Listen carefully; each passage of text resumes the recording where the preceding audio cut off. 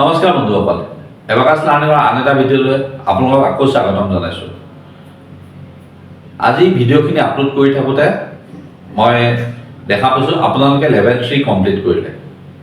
এতিয়া level 4 start হ'ব। মই লেভেল 2ৰ শেষতো আহিছিলোঁ আৰু আপোনালোকক কৈছিলোঁ যে লেভেল 4 ষ্টাৰ্ট হোৱাৰ আগত পুৰণা সৰুনেওতা ষ্টুডেণ্টখিনিৰ মুখস্থ হ'ব লাগিব। আজি লেভেল 3 শেষ হ'ল। মই আকৌ আহি আপোনালোকক সেই একেখিনি কথাই ক'ব ওলাইছোঁ যে পুৰণা অংকখিনি ষ্টাৰ্ট হোৱাৰ আগত আপোনালোকে প্ৰত্যেকজন ষ্টুডেণ্টক চেক কৰক যে পুৰণা সৰুনেওতা বা মাল্টিপ্লিকেশ্যনৰ স্মল যিখন টেবুলছ আছে সেই টেবুলছখিনি কমপ্লিট হ'ল নে নাই।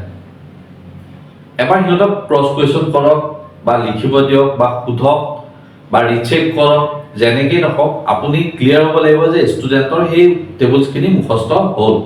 তেতিয়াহে কিন্তু পূৰ্ণ অংকলৈ যাব বা লেভেল 4 ষ্টাৰ্ট কৰিব। যদি নাই হোৱা বা কোনোবা এটা ষ্টুডেণ্টৰ যদি আপুনি সেই টেবুলছখিনি কমপ্লিট নাই হোৱা যেন আপোনাৰ অনুভৱ হৈছে বা গম পাইছে, আপোনালোকে সেই ষ্টুডেণ্টক এক্সট্ৰাকৈ কেয়াৰ লওক যাতে কমপ্লিট হয়। তাৰপাছত সেই ষ্টুডেণ্টক লেভেল 4 শিকাওক। আদাৰৱাইজ আপোনালোকে লেভেল 4লৈ নাযাব।